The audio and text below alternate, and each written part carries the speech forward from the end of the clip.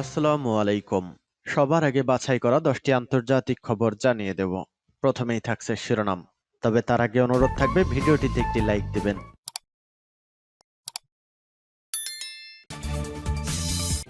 জানিয়ে দিব হাতে থাকা সর্বশেষ আপডেট আন্তর্জাতিক সংবাদ। প্রথমেই সংবাদ শিরোনাম। পারমাণবিক বোমাসজ্জিত নতুন যুদ্ধজাহাজে আতঙ্ক ছড়াচ্ছেন কিম। এরপর জানিয়ে দিব নিয়ন্ত্রণের বাইরে চলে যেতে পারে মধ্যপ্রাচ্য পরিস্থিতি, ট্রাম্পের হুঁশিয়ারি। এদিকে নেতানিয়াহুর মূর্তি ধ্বংস করে প্রতিবাদ। এরপর জানিয়ে দিব সিরিয়ার 500 বর্গ কিলোমিটার এলাকা দখল করেছে ইসরায়েল, রাশিয়ার হুঁশিয়ারি। আরও জানিয়ে দিব সেনাদের যুদ্ধাপরাধের অভিযোগ থেকে বাঁচাতে নতুন বিধিমালা ইসরায়েলের। সর্বশেষ জানিয়ে দিব 4 দেশ নিয়ে বৃহত্তর ইসরায়েলের মানচিত্র প্রকাশ, আরব দেশগুলোর কড়া প্রতিবাদ। এতক্ষণ শুনছিলেন সংবাদ শিরোনাম, এবারে বিস্তারিত। তবে অনুরোধ থাকবে ভিডিওটিতে একটি লাইক করবেন এবং কমেন্ট করে জানিয়ে দিবেন এই ভিডিওর মূল আলোচ্য বিষয়। ট্রাম্প কি তার প্রতিশ্রুতি পূর্ণ করবেন না? কারণ নির্বাচনের আগে ট্রাম্প বারবার বলেছিলেন নির্বাচিত হতে পারলে পৃথিবীর যেখানেই যে কোনো যুদ্ধ তিনি খুব সহজেই থামিয়ে দিবেন। কিন্তু এবার ট্রাম্পই বলছেন নিয়ন্ত্রণের বাইরে চলে যেতে পারে মধ্যপ্রাচ্য পরিস্থিতি। অর্থাৎ তিনি কি আগুনে ঘি ঢালতে চলেছেন?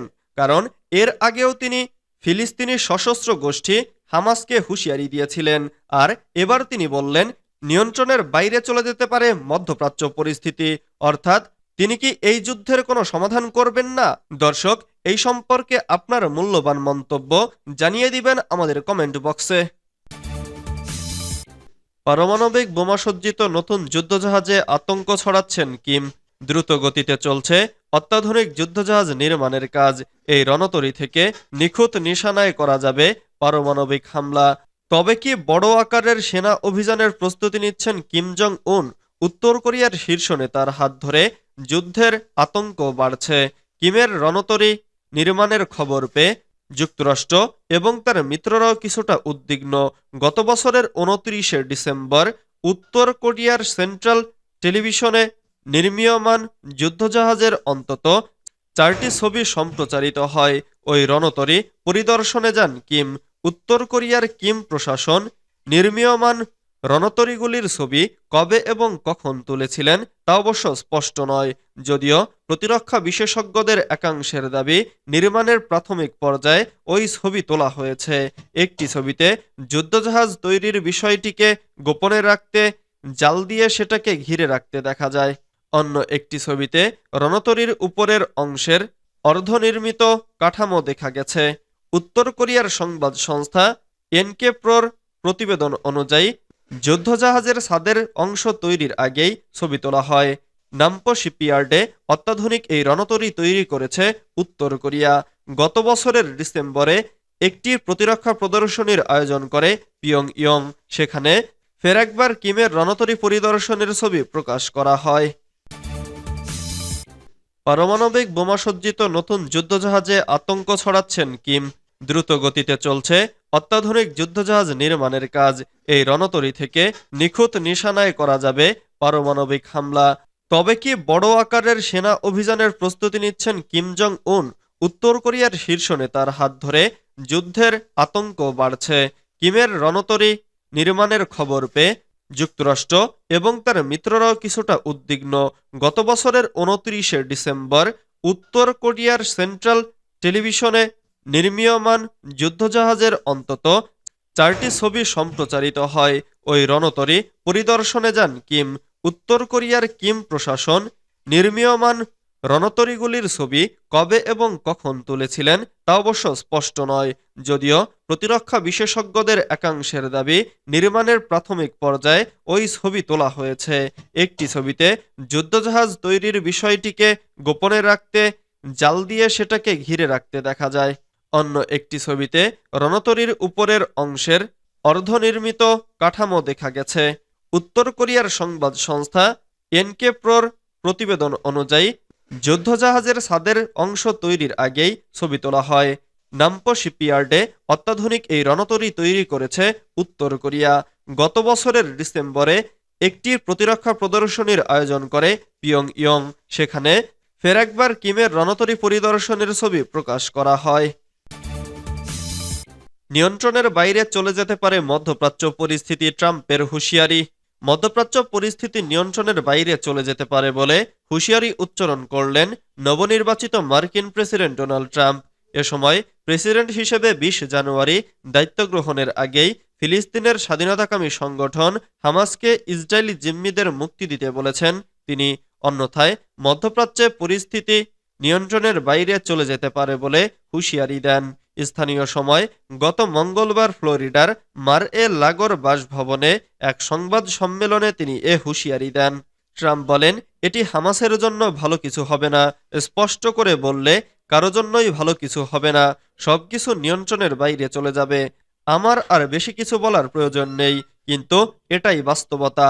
ট্রাম্পের এ হুঁশিয়ারি অস্পষ্ট, তবে কিছু পর্যবেক্ষক ট্রাম্পের বক্তব্য ফিলিস্তিনের গাজায় যুক্তরাষ্ট্রের সামরিক হস্তক্ষেপের হুমকি হিসেবে দেখছেন। ইসরায়েলকে ব্যাপক অস্ত্র সহায়তা দিলেও গাজায় সরাসরি মার্কিন সামরিক হস্তক্ষেপে রাজি হননি বিদায়ী প্রেসিডেন্ট জো বাইডেন। এই হুঁশিয়ারি দিয়ে কি বোঝাতে চাইছেন? সংবাদ সম্মেলনে এমন প্রশ্নের জবাবে ট্রাম্প বলেন, আপনার জন্য কি আমাকে এর ব্যাখ্যা দিতে হবে? নেতানিয়াহুর মূর্তি ধ্বংস করে প্রতিবাদ। মেক্সিকো সিটির একটি জাদুঘরে রাখা ইসরায়েলি প্রধানমন্ত্রী বেনিয়ামিন নেতানিয়াহুর মোমের মূর্তি ধ্বংস করেছেন এক অজ্ঞাত মুখোশধারী ব্যক্তি। বুধবার ৭ জানুয়ারি জেরুজালেম পোস্টের প্রতিবেদনে ভিডিওসহ এক প্রতিবেদন থেকে এ তথ্য জানা যায়। ভিডিওতে দেখা যায় মুখোশধারী ব্যক্তি নেতানিয়াহুর মূর্তির ওপর হাতুড়ি দিয়ে হামলা চালাচ্ছেন এবং মূর্তিটিকে লাল রঙে রাঙিয়ে ফেলছেন। মূর্তির পায়ের কাছেই একটি ফিলিস্তিনি পতাকা পড়ে থাকতে দেখা যায়, যা একটি প্রতীকী প্রতিবাদের সূচনা বলে মনে হচ্ছে। ক্যামেরার সামনে ওই ব্যক্তি বলেন, দীর্ঘজীবী হোক ফিলিস্তিন, দীর্ঘজীবী হোক সুদান, দীর্ঘজীবী হোক ইয়েমেন, দীর্ঘজীবী হোক পুয়ের্তো রিকো। তার এই বক্তব্যে বিশ্বব্যাপী একে অপরকে সমর্থন জানিয়ে সহানুভূতির প্রকাশের পাশাপাশি যুদ্ধবিরোধী বার্তা ছিল। এ ঘটনার পর বিডিএস মেক্সিকো একটি বিস্তারিত ভিডিও প্রকাশ করেছে। সেখানে ওই ব্যক্তি লিখেছেন, এই যুদ্ধাপরাধীকে নির্মূল করা আমাদের নৈতিক দায়িত্ব, কারণ মেক্সিকো সিটির ওয়াক্স মিউজিয়াম তার মূর্তিকে ৪০,০০০ ফিলিস্তিনির রক্তে রাঙাতে ভুলে গেছে। তিনি আরো বলেন, আমি ইহুদিদের আলিঙ্গন করেই এই কাজ করেছি, কারণ আমি তাদের খুবই ভালোবাসি। তাদের পরিচয়কে এসব গণহত্যাকারী ছিনিয়ে নিয়েছে। এই মন্তব্যে তিনি নেতানিয়াহুর শাসনকালে ফিলিস্তিনিদের বিরুদ্ধে সংগঠিত অপরাধ এবং মানবাধিকার লঙ্ঘনের প্রতিবাদ জানান। সিরিয়ার ৫০০ বর্গ কিলোমিটার এলাকা দখল করেছে ইসরায়েল, রাশিয়ার হুঁশিয়ারি।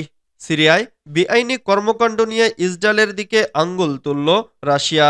জাতিসংঘে নিযুক্ত রুশ রাষ্ট্রদূত ভ্যাসিলি নেবেনজিয়া বুধবার ৮ ডিসেম্বর জাতিসংঘ নিরাপত্তা পরিষদকে বলেছেন, ইসরায়েলি বাহিনী সিরিয়ার মোট ৫০০ বর্গ কিলোমিটার এলাকা দখল করে নিয়েছে।